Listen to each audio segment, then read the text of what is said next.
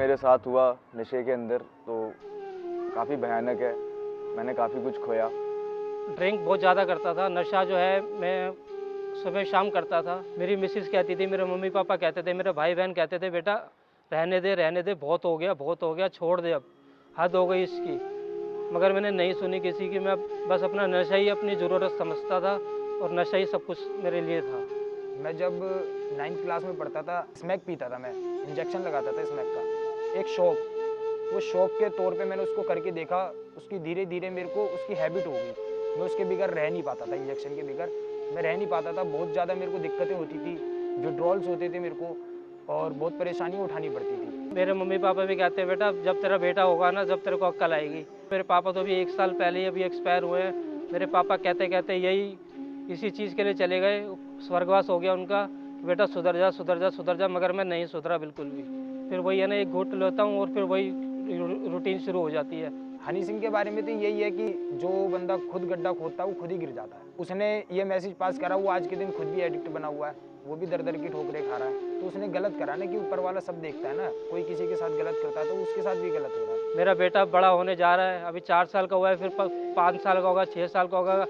मेरी घरवाली यही कहती है कि आपकी संगत में रह के वो मेरा बच्चा भी नशे के अंदर ना पड़ जाए, इसीलिए मैं जो हूँ थोड़ा दूर ही रहूँगी आपसे।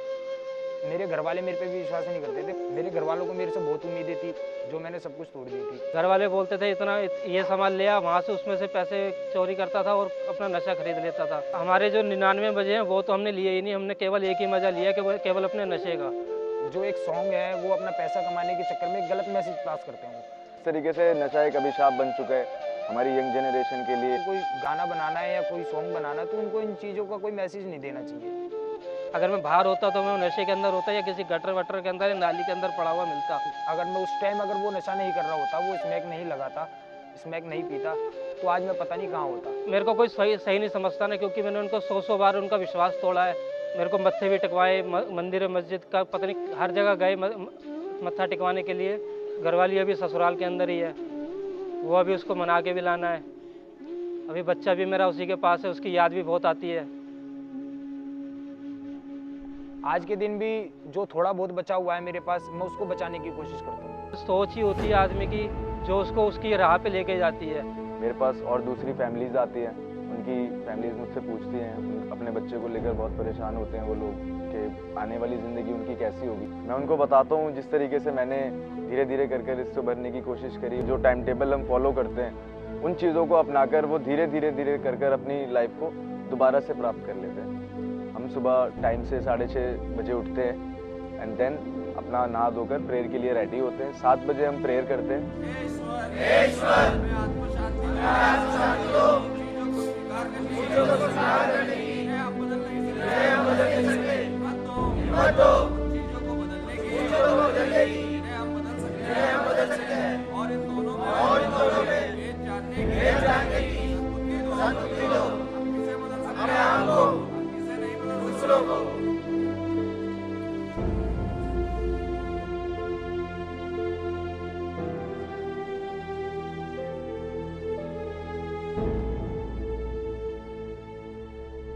तो 8 बजे करीब हमारा morning prayer and yoga meditation करते हैं, एक्सरसाइजेस करते हैं सब लोग। यहाँ पर आया हुआ हर एक व्यक्ति अपने आप में एक किताब है, उसके साथ में अगर आप बैठे हैं, थोड़ा वक्त गुजारें तो पता चलता है कि नहीं यार ये उतना बुरा इंसान नहीं है जितना ये नशे के अंदर लगता है। ये अच्छा इंसान है और इसका कभी मकसद नहीं था नशा करने का, वो बस करता था। ब्रेकफास्ट के बाद में हमारा सेशन लगता है JFT, जस्ट फॉर टुडे, जिसमें हमें एक बुक के अकॉर्डिंग बताया जाता है कि नशे से किस तरीके से बचा सकते हैं अपने आप को, या कौन कौन सी दिक्कतें फेस करनी है हमें अभी लाइफ के अंदर। तो वो सेशन बहुत कंपलसरी है। वो सेशन होता है, फिर उसके बाद में इनपुट सेशन होता है। अगर मैं वही हरकतें रखूँगा तो मैं नशा नहीं छोड़ पाऊँगा। अब मुझे अपने उस पैटर्न को बदलना पड़ेगा। जो हमारा चॉइस ऑफ ड्रग है हमें उसे ही छोड़ना होगा। हम उसकी जगह कोई दूसरा नशा भी नहीं कर सकते। टी टाइम के बाद फिर हम शेयरिंग करते हैं। मैं कभी कभी मुंह भी नहीं धोता था भाई। सबसे पहले अपने पैडलर के पास जाता था और अपना नशा उठाता था। इस नशे ने मेरा बहुत नुकसान करा है भाई। मेरे कारोबार का जो कुछ मैंने जोड़ रखा था भाई, मेरा सब बर्बाद हो गया भाई नशे में। कि मैं अपने अंदर ही घुट घुट के जी रहा हूँ। नशा करता रहा भाई, 10 साल यूजिंग करी नशे में, सूखा नशा करता था।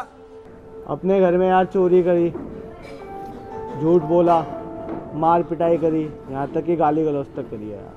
मैंने काफी लोगों को हानि भी पहुंचाई, सबसे ज्यादा अपने हानि पहुंचाई मैंने अपने आप को। मैं समझ नहीं पा रहा था कि यार मैं नशा कर रहा हूँ, मैं अपने आप से लड़ रहा हूँ। क्योंकि मुझे यार ओपननेस चाहिए थी, खुलापन चाहिए था, आज़ादी चाहिए थी। जीवन यार इस यहीं पे जाएगा, कभी जेल, कभी संस्थाओं में। कब मेरे अंदर आ गया ये नशा मुझे खुद नहीं पता लगा।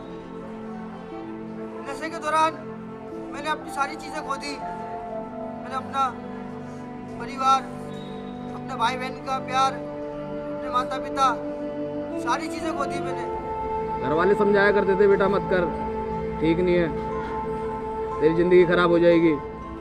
घर वाले काफ़ी परेशान हो गए, काफ़ी प्यार से समझाया, बैठ के समझाया, बहुत लोगों ने समझाया, रिश्तेदार जितने भी आते थे घर के अंदर, सबने मुझे बड़े प्यार से समझाया कि ये चीज़ गलत है, छोड़ दे।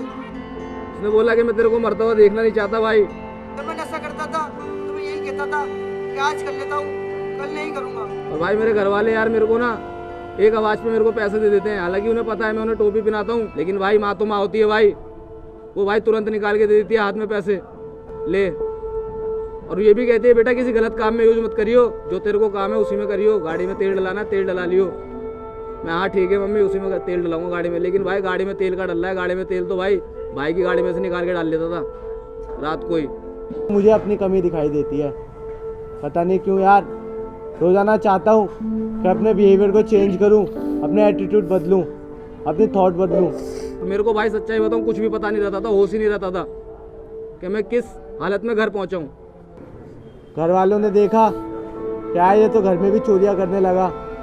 पापा बताते थे कि यार तू रात घर आया, तेरे सारे कपड़े गंदे थे, बालों में तेरे धूल मिट्टी लगी हुई थी, कहाँ बैठा था, कौन से कूड़ेदान में बैठा था।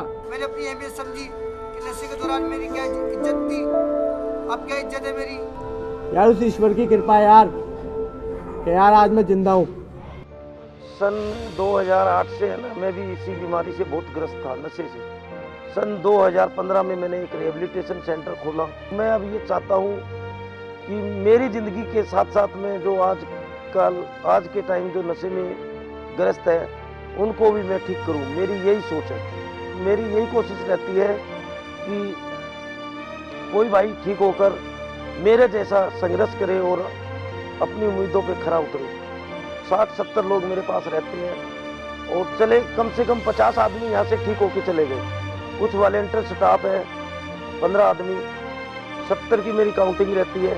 भविष्य में मैं यही चाहता हूँ कि आज जो युवा पीढ़ी है, इतना नशा जो चल रहा है, इनको भी मैं बड़ी यही शिक्षा देता हूँ कि भाई नशा करने से कितनी दिक्कतें होती है, कितनी मुसीबतों का सामना करना पड़ता है। अपनी लाइफ से बहुत खुश हूँ, मेरे घर वाले बहुत खुश हैं। सबसे ज़्यादा तो मेरे को यही खुशी होती है कि यार मेरे घर वाले मेरे को बहुत देख के खुश होते हैं। मैं ठीक हूँ, आज के दिन में मेरा फिजिकल बिल्कुल ठीक हो गया है। इच्छा होती थी मेरी नशा करने की, वो इच्छा मेरी ख़त्म हो रही है। उनके अंदर कॉन्फिडेंस आता है कि हाँ यार वो भी एक अच्छी और साफ जिंदगी जी सकते हैं। नशा नहीं करूँगा। And then he will be fit.